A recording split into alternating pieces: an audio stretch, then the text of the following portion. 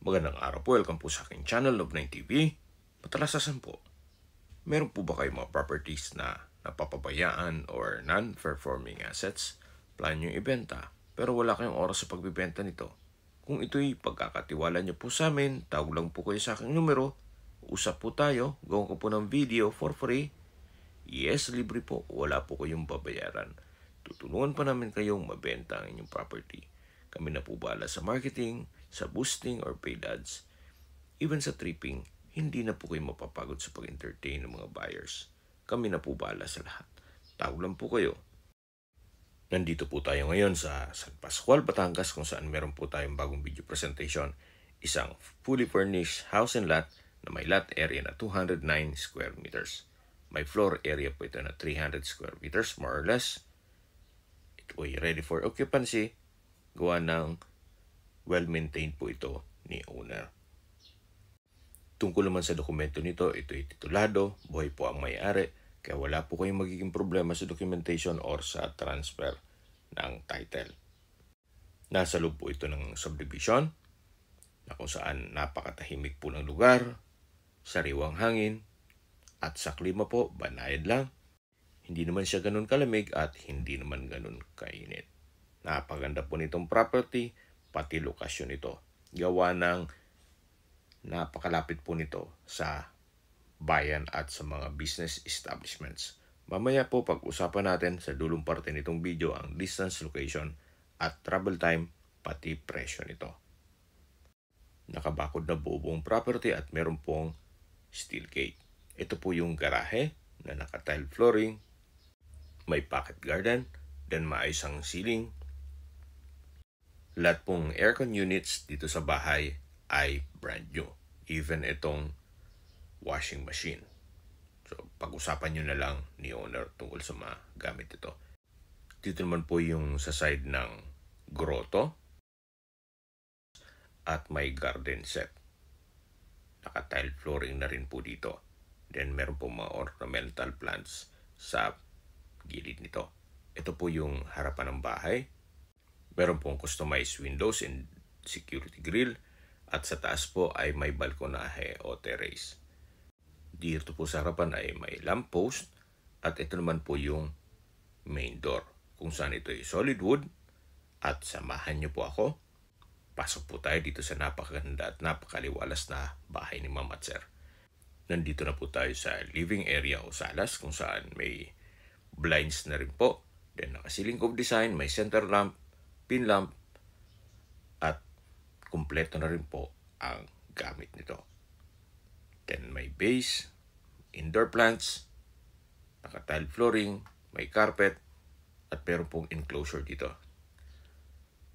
Dito naman po yung dining area na may dining set na rin. Naka-ceiling cove design, may center lamp, LED lamps, pin lamps. Ganun din po. Ito yung naka-tile flooring na rin po. So mula po dito sa dining area, sa dulo po ay papunta sa open lanai. Dito naman po yung bar. Meron pong wall-mounted cabinet, wine rack, then may mga pin lamps sa taas nito. May countertop at wine cabinet. Ito po yung tinutukoy ko na access door na may security grill papunta sa open lanai. At dito naman po ay parang extension lang nitong bar kung saan meron din po itong wine rack at bar countertop. Dito po sa ceiling niya ay naka-spandrel, then may glass block sa gilid nito, at dito po sa sliding glass door ay may blinds na rin. So babalik po tayo dito sa area ng dining na may dining set at complete na rin po ang mga kagamitan dito. Dito naman po ay meron pong another space na kung saan may sofa, ceiling fan, ceiling cove design, pin lamp, center lamp na kung sakali man na may okasyon at marami kayong bisita, magagamit pa po ito. So napakaganda po ng disenyo ng bahay na maximize nila yung space. At paglabas nyo naman po dito, sa dulo yung dirty kitchen, Then breakfast table, may glass blocks sa gilid nito. Then naka-spandrel na rin ang ceiling. Dito naman po yung music room or video okay room. May split type aircon, kumpleto sound system, naka-spandrel na rin ang ceiling, then may sofa, naka-tile flooring, at maayos din po ang pintura ng wall nito. Meron din po itong sariling toilet and bath. Meron po itong aluminum door, at maayos naman ang toilet fixtures nito. Naka-tile bathroom wall, may bathroom sink, water closet with bidet, then shower. Tungayan nyo po ulit itong video okay room na kung saan naka-setup na. Kaya kung mahilig po kayong kumanta at kung may mga party, napakalaki po ng espasyo nito. May mga pin lamps na rin po sa taas. Then, ito pong mga glass blocks ay nag-serves din as natural sunlight. So, galing na po tayo dito kanina at lalabas po tayo dito sa may dining. Then, sa dulo yung living area o salas. Napakaaliwalas po, napakalinis itong property. Gawa ng ito'y well-maintained. Ito po yung formal kitchen. Napakahaba po ng quartz kitchen countertop with built-in gas stove. Then, stainless sink with faucet. May wall-mounted cabinets. Ito pong glass block sa likod niyan ay yung music room. Then may pass-through window naman dito. Then sa baba po nito may cabinet and drawers or storage ng kitchen utensils. Naka-tile flooring na rin po ito. Check po natin itong first bedroom o master's bedroom. Kung meron man po kayong PWD or senior citizen sa pamilya, ito po yung para sa kanila. Napakalaki po ng espasyo. Kompleto ng bedroom furnitures. Then, may wardrobe from floor to ceiling at mirror doors na rin po yan. Naka-ceiling cove design, may center lamp. Then, meron din po itong sariling toilet and bath. Naka-wooden door. Meron pong bathroom countertop, vanity mirror, bathroom sink with faucet, at bathroom cabinet. Naka-tile bathroom wall na rin po ito. May water closet with bidet, then shower enclosure. Hanggang dito po sa dulo, naka-tile bathroom wall at meron pong overhead shower. So malaki po ang espasyo nitong toilet and bath na may shower enclosure at bathroom countertop. Then naka-solid wood door na rin po ito. So ito po ulit yung first bedroom nitong property o bahay na napakalaki po ng espasyo. Lalabas po tayo para check natin ibang parte nitong bahay. So, mula po dito sa kwarto, ito po yung understairs storage. Naka-aluminum frame and mirror. Malaki naman ang espasyo nito. So, mapapansin nyo po, lahat pong mga kagamitan at materyales na ginamit dito sa bahay ay hindi tinipid. Imbis na kahoy, ginawang aluminum. Then, itong railing at handrail dito sa hagdan ay stainless. Hanggang dito po. Then, meron pong staircase window. At itong wall, maayos ang pintura. Samahan niyo po ako, akyat po tayo. Nandito na po tayo sa second floor o hallway. Yan po yung mga kwarto, mamaya check natin yan. Dito naman po ay may coffee table. Then may access door sa dulo, papunta sa balkonahe. Then meron pong wine display shelves na collection po yan ni owner. Tungkol naman sa mga alak, siguro pag-usapan nyo na lang kung sakaling interesado po kayo dyan. Then sa likod po nito ay family area. Ito pong family area ay malaki din ng espasyo. may glass walls and windows, naka-ceiling cove design, may center lamp, pin lamp, may sofa, at center table. Kung malaking pamilya naman po kayo, pwede naman po itong i-convert sa another room.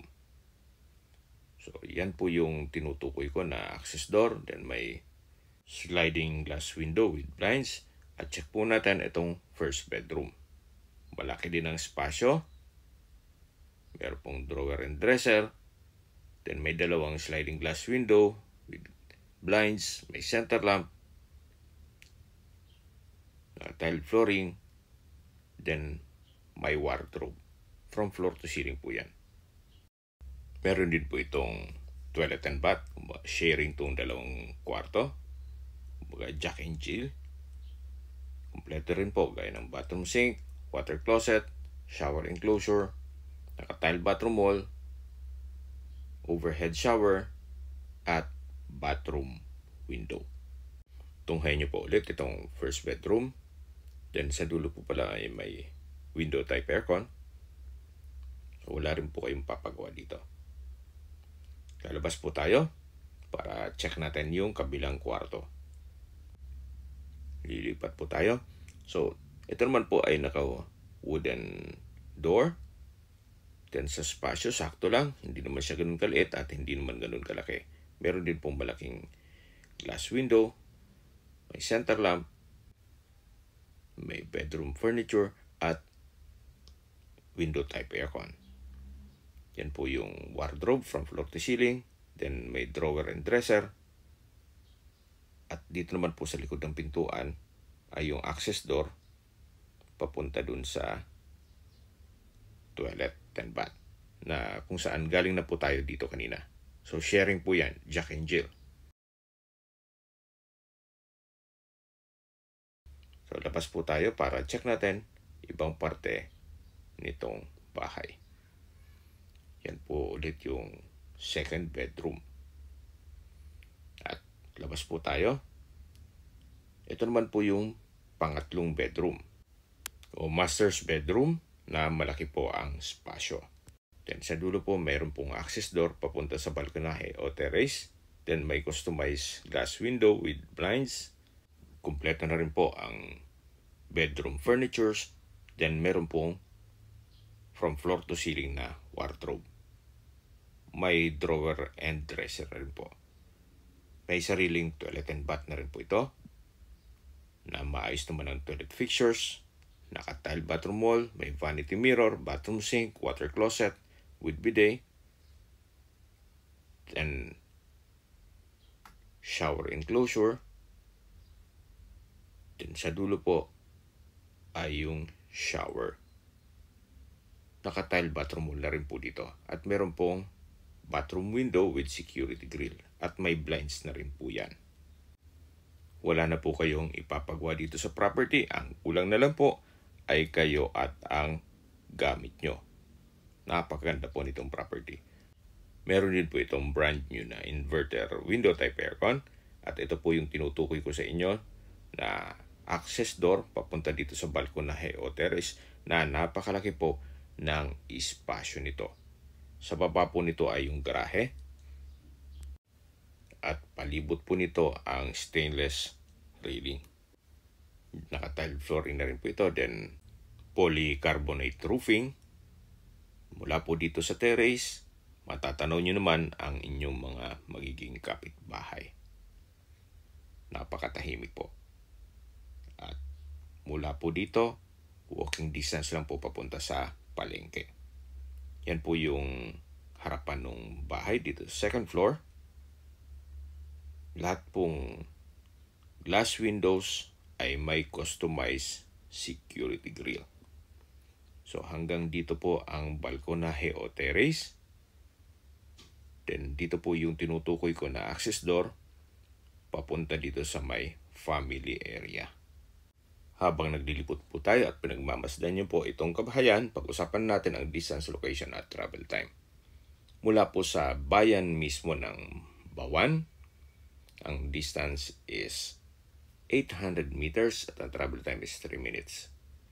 Sa bayan po ng Bawan ay kompleto na gaya ng public market, groceries, convenience store, remittance center, banks, hotels, fast food and restaurants, hardware, drugstore, at hospital. Yan po yung lagi kong binabanggit sa inyo na dapat yung i-consider sa paghanap ng property, yung meron pong malapit na hospital. Hindi ko naman po sinasabing sakitin kayo. Yan naman po ay for emergency purpose lang naman. At mula naman po sa ginagawang Walter Mart, sa San Pascual, ang distance is 1 kilometer at ang travel time is 4 minutes.